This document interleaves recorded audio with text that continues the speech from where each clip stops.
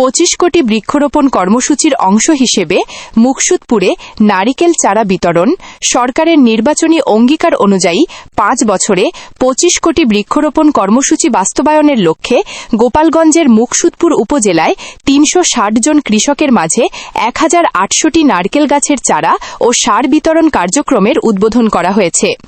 বৃহস্পতিবার 18 জুন সকাল 11টায় উপজেলা কৃষি অফিস চত্বরে আয়োজিত অনুষ্ঠানে প্রধান অতিথি হিসেবে উপস্থিত থেকে কর্মসূচির উদ্বোধন করেন মুকসুদপুর উপজেলার ভারপ্রাপ্ত উপজেলা নির্বাহী অফিসার ও সহকারী কমিশনার ভূমি আবিরুল ইসলাম।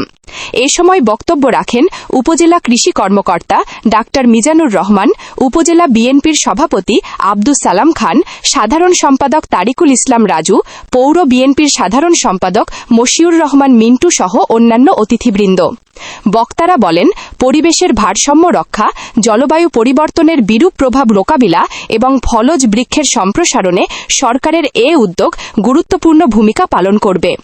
এ কর্মসূচির মাধ্যমে কৃষকরা অর্থনৈতিকভাবে লাভবান হওয়ার পাশাপাশি দেশের বৃক্ষ সম্পদ বৃদ্ধিতেও গুরুত্বপূর্ণ অবদান রাখবেন। উল্লেখ্য, সরকারের বৃক্ষরোপণ কর্মসূচির অংশ হিসেবে মুকসুদপুর উপজেলার 360 জন কৃষকের মধ্যে মোট 1008টি নারকেল গাছের চারা ও প্রয়োজনীয় সার বিতরণ করা হয়।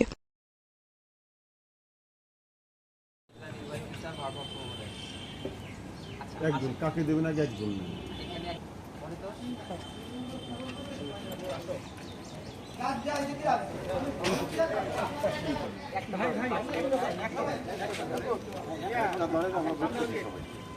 এদিক আমাদের এদিকে